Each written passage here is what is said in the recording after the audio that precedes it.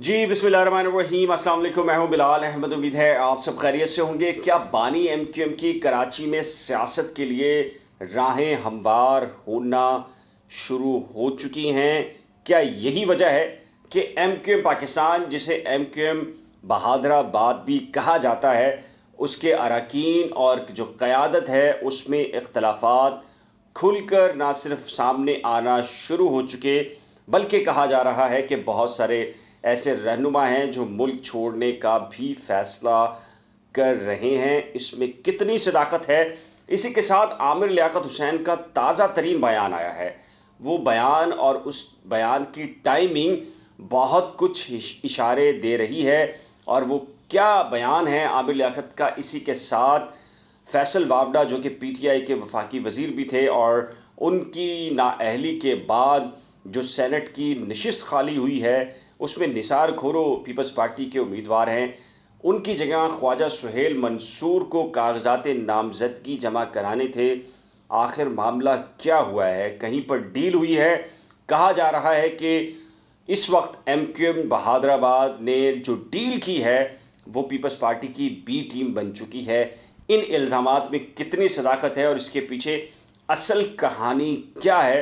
आज का व्लॉग जो है वो कई हवालों से इंतहाई अहमियत का हामिल है कि एक जानिब बानी एमक्यूएम की एंट्री की बातें हो रही हैं, चॉकिंग बैनर्स और कहीं रैली की जिक्र चल रहा है, तस्करे हो रहे हैं। इसी के साथ एमक्यूएम पाकिस्तान में कुछ मायूसी की ख़बरें आना शुरू हुई हैं, इख्तलाफात की ख़बरें आना शुरू हुई हैं।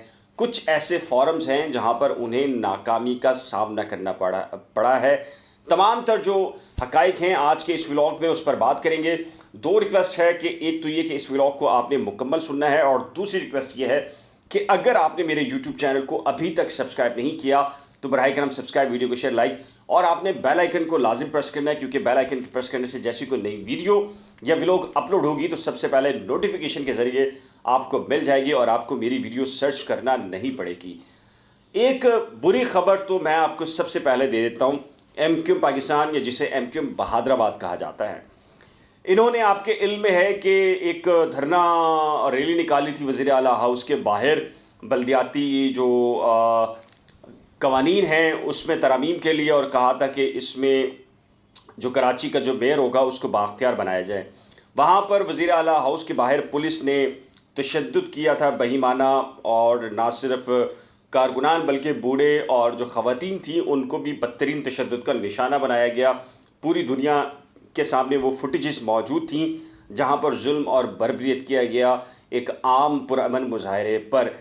इस पर एमक्यूएम ने जहाँ दीगर फोरम्स के ऊपर फाइट की, वहीं पर एक सेक्शन 22A के तहत एमक्यूएम पाकिस्तान ने ये फ़ैसला किया कि जी 22A की एक एप्लीकेशन डिस्ट्रिक्ट एंड सेशन जज के रूबरू पेश करेंगे, और वहाँ से वज़ीर आला सिंध मुराद अली शाह के ख़िलाफ़ बराह रास्त FIR दर्ज कटवाई जाएगी।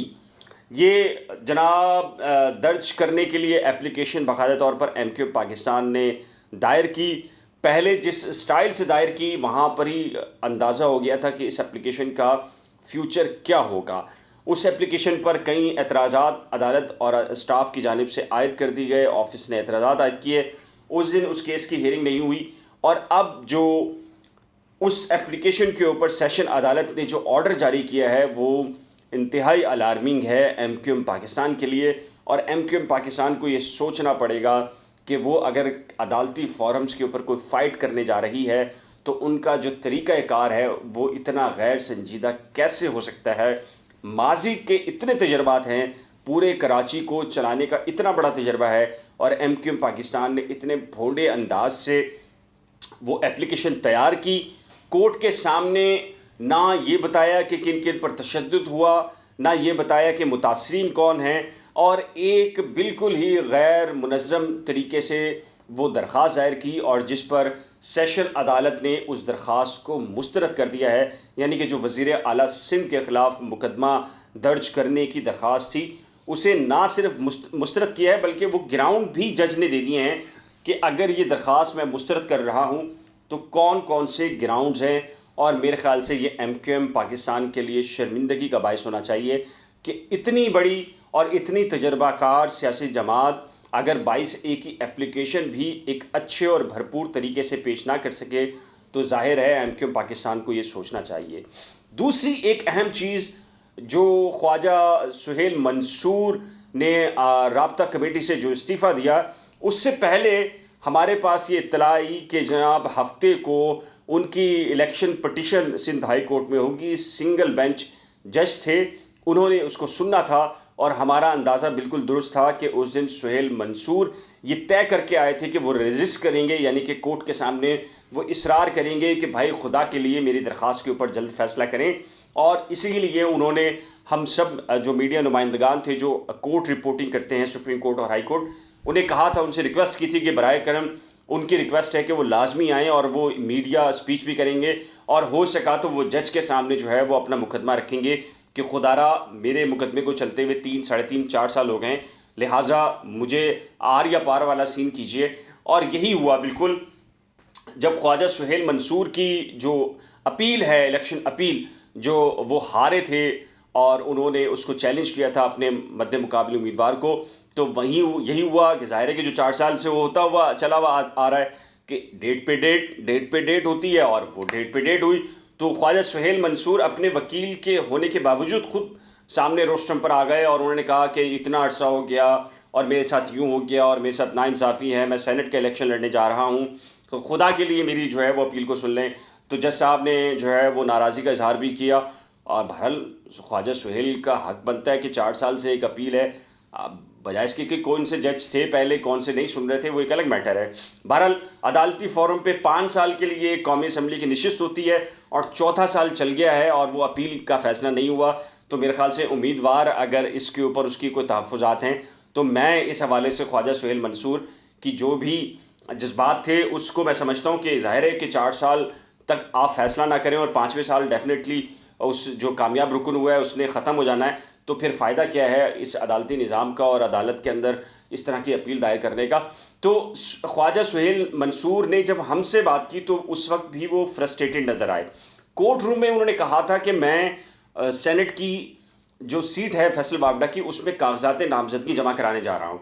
ये हफ्ते की दिन की बात है जिस दिन उनकी इलेक्शन पटिशन लगी हुई थी और वो हमारे सामने सुबह 9 बजे से आए हुए थे, हालांकि 11 बजे टाइम था।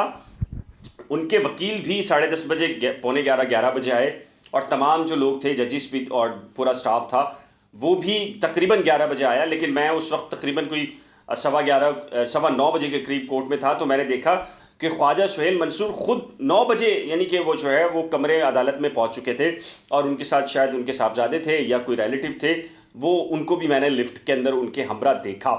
तो ख्वाजा सुहेल मंसूर नज़र आए फ्रस्ट्रेटेड और हमसे भी उन्होंने जब बात की तो उन्होंने कहा कि मेरा केस है, 4 साल हो गए, 2018 में मैंने जो इलेक्शन लड़ा था उसमें जो कामयाब उम्मीदवार हुआ था मैंने उसके मुकाबले में लड़ा था। अच्छा, उसी दिन हमें अंदाज़ा हुआ कि ख्वाजा सुहेल मंसूर ने ये कहा है कि वो सेनेट के इलेक्शन के कागजात नामजदगी जमा कराएंगे तो डेफिनेटली वो जाएंगे। लेकिन पता चला कि जी निसार खोरों के लिए वज़ीर आला मुराद अली शाह और निसार खोरों के निदा जो खोरों हैं वो आकर और कागजात नामजदगी जमा करा दिए, लेकिन एमक्यूएम की जानिब से ख्वाजा सुहेल मंसूर हों या किसी ने भी कागजात नामजदगी जमा नहीं कराए। उस पर इख्तलाफात शुरू हुए। उसमें ज़ाहिर है कि फिर राब्ता कमेटी से उन्होंने छोड़ भी दी, इस्तीफ़ा दे दिया। कुछ लोग कह रहे हैं अंदरूनी तौर पे कि कागजात नामजदगी जमा ना कराने पर ये खुलकर चीज़ें सामने जब इख्तलाफात आई तो उनसे ये कहा गया कि आप इस्तीफ़ा दे दें।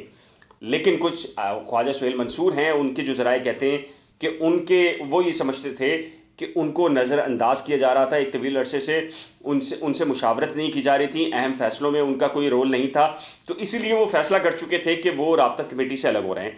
लेकिन अब ये हलकों में चल गया है कि एमक्यूएम ने ये जो जितना भी इख्तलाफ हुआ इसको कवर करने के लिए कहा कि देखें जी, चूँकि 168 या 162 जो है वो सिंध असम्बली में मेंबरान हैं और उसमें 100 से ज़्यादा सीट जो है पीपल्स पार्टी की हैं, तो हम किसी सूरत भी जीत नहीं सकते, तो इसलिए हमारे किसी कैंडिडेट ने जो है वो कागजात नामजदगी जमा नहीं कराए। तो ये हैरत की बात है एक एज बतौर पॉलिटिकल पार्टी कि आप हारने और जीतने के लिए तो नहीं देखते, स्कोरिंग तो पहले नहीं करते, बल्कि आप पहले कागजात नामजदगी जमा कराते तो उसके बाद आप जो है वो हारें या जीतें वो फिर बाद में देखा रहता है, लेकिन मैदान खाली नहीं छोड़ा जाता। लेकिन एमक्यूएम अब इसको कवर कर रही है कि चूंकि पीपल्स पार्टी की अक्सरियत है सूबाई असम्बली के अंदर, तो हम ये जीत ही नहीं सकते थे, लिहाजा हमने ये फैसला किया कि कागजाती नामजदगी जमा नहीं कराएंगे। लेकिन अब पता चल रहा है कि ये अख्तलाफात अब खुलकर आना शुरू हुए हैं। अच्छा, अब आमिर लियाकत ने, आपको मैंने परसों भी एक व्लॉग किया था, तो उसमें ये बताया था कि आमिर लियाकत टाइमिंग के लिहाज से जो है वो बहुत अच्छा, पैंतरा बदलने के लिए जो है वो बड़े माहिर हैं। आमिर लियाकत ने आज एक तकरीब में, तकसीम असनाद की तकरीब थी, उसमें ये कहा कि मेरे कायद तो आज भी बानी एमक्यूएम हैं। उन्होंने नाम लिया है, चूँकि मैं पैमरा कवानीन के तनाजुर में नाम नहीं ले रहा, तो उन्होंने कहा बानी जो एमक्यूएम हैं वो मेरे कायद हैं, और साथ में ये भी कहा कि वो आएंगे, और जब वो आएंगे तो पीटीआई ख़त्म हो जाएगी और वही होंगे, और एमक्यूएम पाकिस्तान भी नहीं होगी। तो डेफिनेटली एक ऐसा रुकने कौमी असम्बली जो हुक्मरान जमात का है, लाहौर हाई कोर्ट का फ़ैसला मौजूद है, पीटीआई का रुकने कौमी असम्बली अगर कोई बयान दे रहा है एक ऐसे रहनुमा के सिलसिले में जिस पर पैमरा के और अदालती फ़ैसले मौजूद हैं, तो डेफिनेटली दाल में कुछ काला है, कहीं ना कहीं सुनगुन होना शुरू ज़रूर हो चुकी है। और यही वजह है कि आपने ये देखा है कि बानी एमक्यूएम के नए सॉन्ग भी तैयार होना शुरू हो गए हैं, मुजाहरे भी शुरू हो गए हैं, कहीं ना कहीं जश्न भी मनाया गया है और चॉकिंग भी हो रही है। तो डेफिनेटली हालात तो कुछ बता रहे हैं कि कुछ ना कुछ तो होने वाला है। अब वो कुछ ना कुछ कब और कैसे होगा, तो मैं, अगर आप मेरे 2-2.5 महीने पहले वाले व्लॉग्स अगर देखेंगे तो आपको इसकी रीज़न जो है वो समझ में आएगी। मैं यहाँ इस वाले व्लॉग में नहीं बताऊँगा।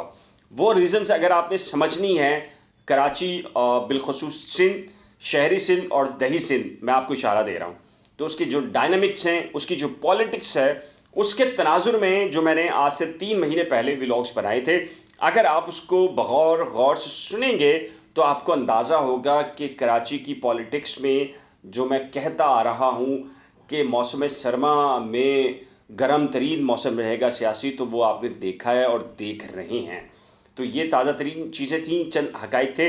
बहरहाल मुझे बहुत बड़ी डेवलपमेंट्स होती नज़र आ रही है, वो कब होगी, होने से पहले ज़रूर मैं आपको लाजमी बताऊंगा कि अब क्या होने जा रहा है। इस व्लॉग से मुतल्लिक़ अपनी कीमती राय का इजहार नीचे दिए गए कमेंट सेक्शन में ज़रूर कीजिएगा।